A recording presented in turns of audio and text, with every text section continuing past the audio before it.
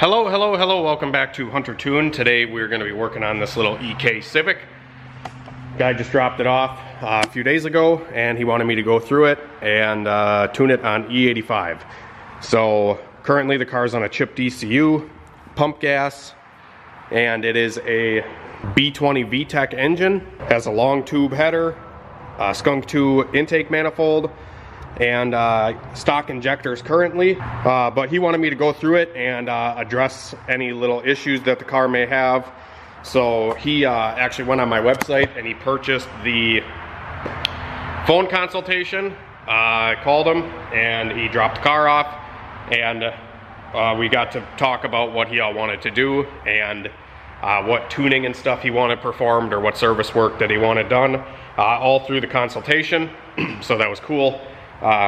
Pretty easy peasy lemon squeezy communication. So first things first is the car got dropped off and the battery was dead. So I actually took the battery out of it, and I have it up on the bench right now, and I've just been swapping batteries from a good one to his. So I got to get his battery charged up, but he did want to address an oil leak that the car had. So I put it up on the hoist and I crawled underneath the well, I didn't crawl under it, I stood under it.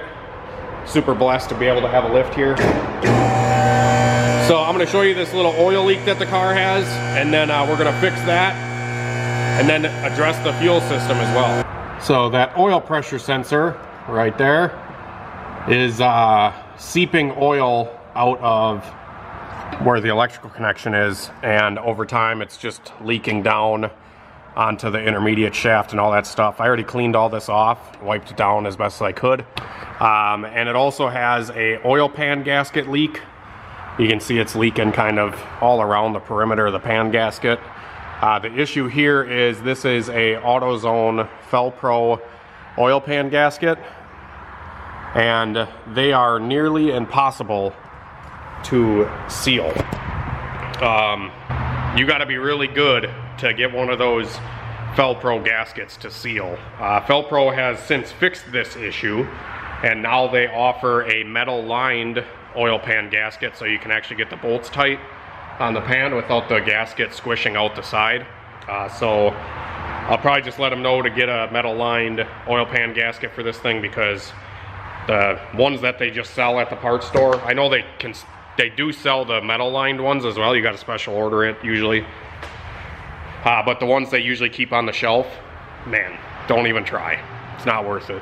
OEM or Felpro metal lined oil pan gaskets are the only way to go on these Hondas.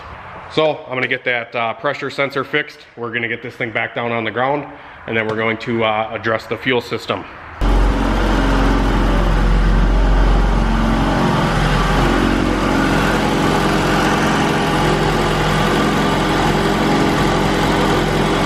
Leaks. All right guys, moving under the hood here to the fuel system. This guy wants to convert his car over to E85. He already has an AEM fuel rail. The stock ones work just fine as well.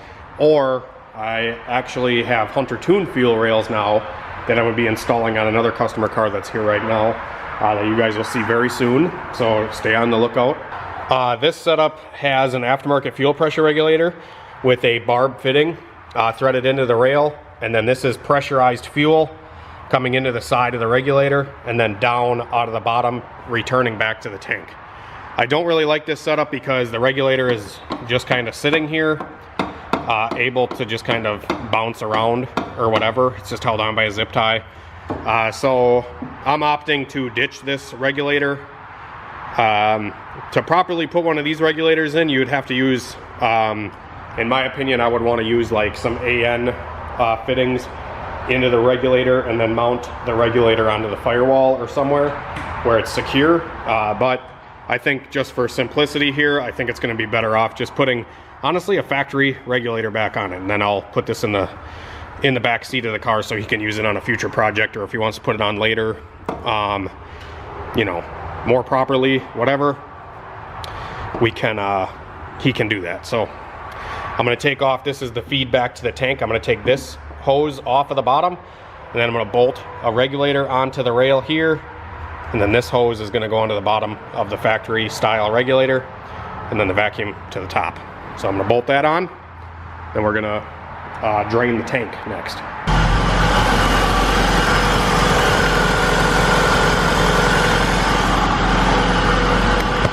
Stock regulator put back on. I personally think it looks better this way than having hoses running to other places, and there's really no need for it. I like to just kind of keep it simple and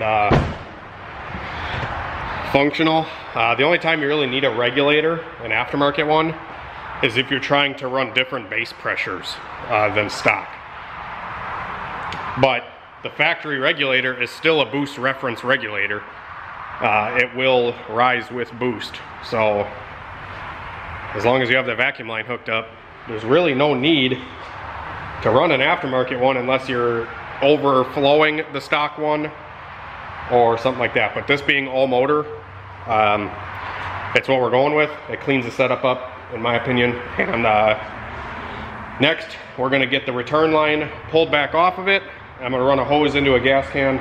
We're gonna drain the fuel that's left in this car. All right, guys, so we got all the pump gas drained out of it. I ran this thing for like 45 freaking minutes in the shop, and pump gas shit stinks. Like, my clothes reek like it, everything. Had the doors open, the fan on. Just idling this thing in the shop is like, bleh. I hate pump gas. But all that should be fixed very soon. So, got all the pump gas drained out of it. I ran to the gas station and I got 6 gallons of E85 poured in the car. And now I have the fuel rail pulled off, and I'm installing some new Hunter tuned injectors in this thing, along with the Hunter tuned top hats, and I have the wiring adapters to go from his harness to my injectors. So we are going to do that here in a second. I grabbed the ECU out of the car to put a bass tune in it for the E85, and turns out that his ECU is stock. It's not chipped, it's an automatic P28. So we can't use this, which sucks. So I do have another ECU I have the lid off of, and I have installed into the car now. I just threw this one in there. It's actually out of this car that you guys will see very soon. So I took the ECU out of one of my cars just to be able to get this thing to get tuned in here. But we are going to install these Hunter tuned 1000s. That's what he wants to run, so hell yeah, brother. And to run these in the Civic or the B series, we're gonna run a adapter top hat from huntertune.com as well. And these are locking top hats, so they have a clip that holds the top hat in place, so there's no fuel leaking issues at the top hat. And we're gonna probably have to shim the rail up slightly compared to the length of the stock injectors. These are gonna be a little bit taller, so we're gonna have to run a spacer underneath the fuel rail when we bolt it down. No big deal. And then these are the wiring adapters to go from OBD1 to EV6. So OBD1 on this side, EV6 over here. It has OBD1 clips on it. And these are fail proof, guys. It's just a solid pin that goes through to make connection. There's not a lot of room for error on these adapters, and it makes life so much easier not having to solder new pigtails every time. So, without further ado, I'm gonna get these injectors installed. I'll pick up the guys after they're installed. We're gonna get it fired up on this base map. So I'm just gonna put the top hats onto the injector here. I put some grease on the O-rings so it slides on nice. And then the little locking clip. Boom, boom. Easy peasy. Looks super breezy. I don't know if that was probably dumb, sorry. So I just got the injectors installed and a base file loaded onto this thing. Man, she is purring like a kitten.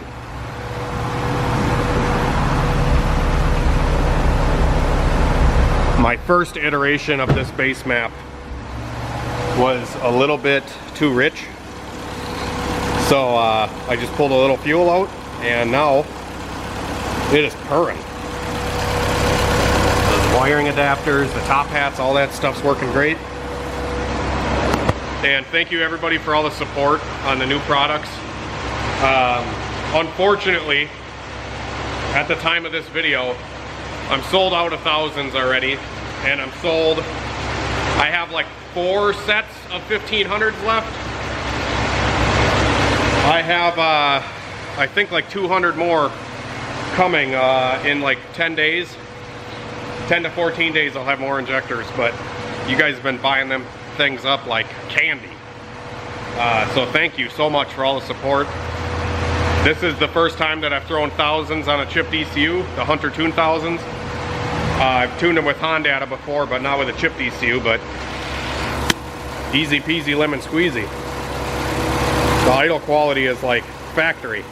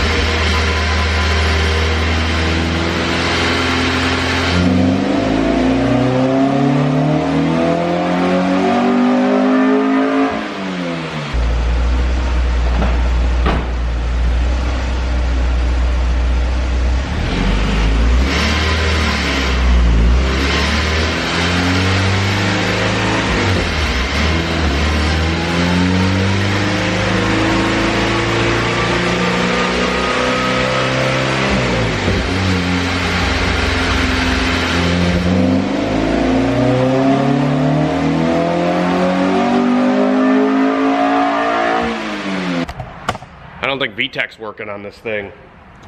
It's just going really rich. I'm pulling fuel from the VTEC side and it still was rich, which means it's not switching over for some reason.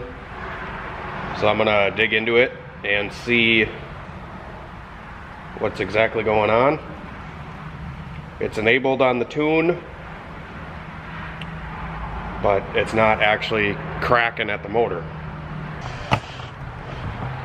Alright guys, so I've been doing some pulls on this little EK, and it's just not making any power. It's really down.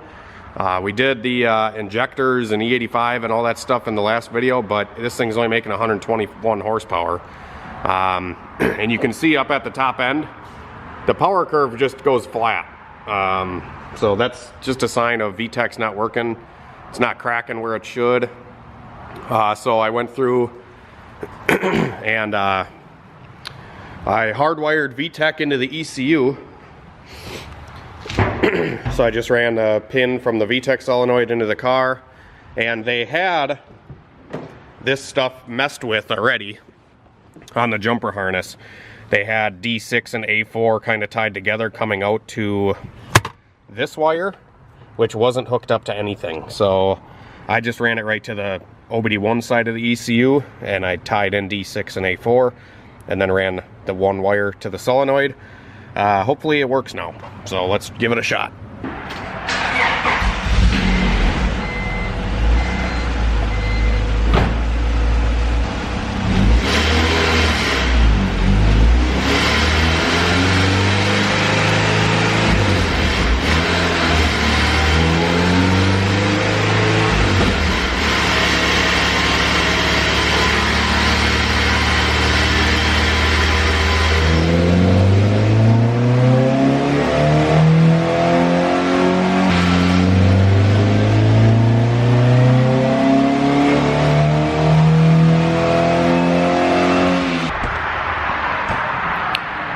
After a few days of messing around with this thing, I couldn't get VTEC to work.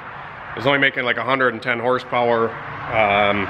And it just overall didn't really run that good.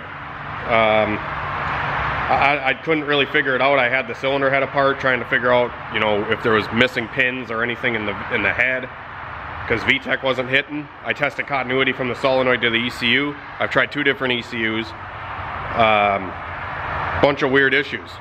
And this was a map that worked on a previous car without problems. So I came out here today and I started fresh. I ditched his wideband and went to my wideband. He has the cheapo WB wideband. That thing, they suck. They're not really that accurate from my experience, and they're very like delayed. So I put my AEM in it and I started fresh. I didn't know where to go with it. I was kind of at wit's end. So I started fresh. I made a chrome map for it, just for the hell of it. So I put the car on chrome, made a base map for my Hunter Tune thousands, and it was a little lean at first. I had to add some fuel into it, but now this thing runs flawless. VTEC cracks, everything works. I just had a buggy HTS map, I guess, but sometimes these little issues like that will drive you stir crazy. Even like fuel changes and stuff, like it wasn't working for some reason. Chrome, flawless. I didn't have any problems. It runs great. It runs flawless. So, I don't know. I get frustrated with HTS sometimes because some certain bugs and shit just come up. And with Chrome, you know, it doesn't have a lot of features, but it's working very well. Especially on this little all-motor car. I don't know. It works great. I'm gonna finish tuning this thing. We're gonna take some more clips of it, doing some pulls on the dyno, and you can actually hear what it should sound like and see what kind of power it should make. Oh, come on. Fucking battery. Gotta jump start it.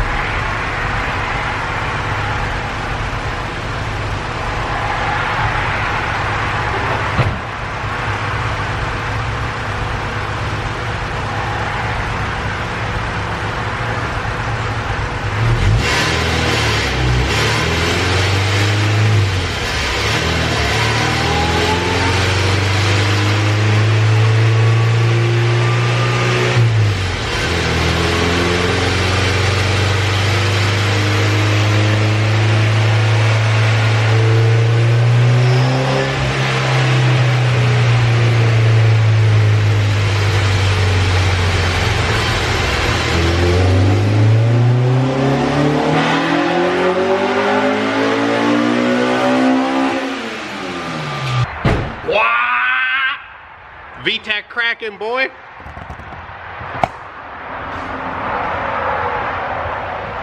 See what we made for power. 196.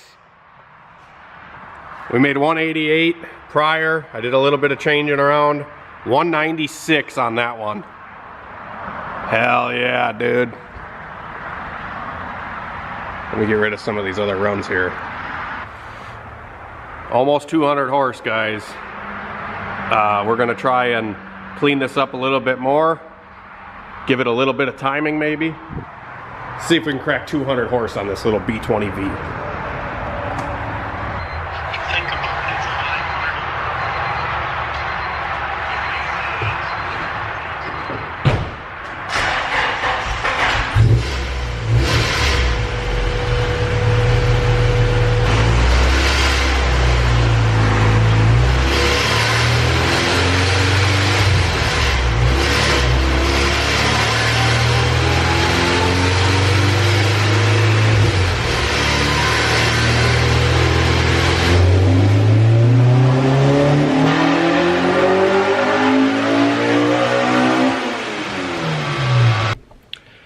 Alright guys, so after doing a couple more runs with the car, the best I could get was 196. We did clean up the curve a little bit. But yeah, just frustrating with the map and stuff that was in it that I put in it initially. You know, had some bugs. A lot of chipped ECU stuff is this way. I still do them for guys all the time, but it's just something to take note of. You know, not a lot of people tune chipped ECUs anymore, and I just kind of had to figure out what the bug was, try different software, and went back to the old 90s Chrome, and it worked flawless. I haven't used Chrome in a long time, and it ran this car so good. Startup, everything was perfect. So yeah, thanks for watching, guys. Hopefully you enjoyed this little video of converting this Civic to E85, and want to stick around for more. Hit the subscribe button and like this video. Leave me a comment if you learned something, and hopefully you guys enjoy some of my other content, and I'll have new videos coming soon. Have a great night and a better tomorrow. We'll see you later.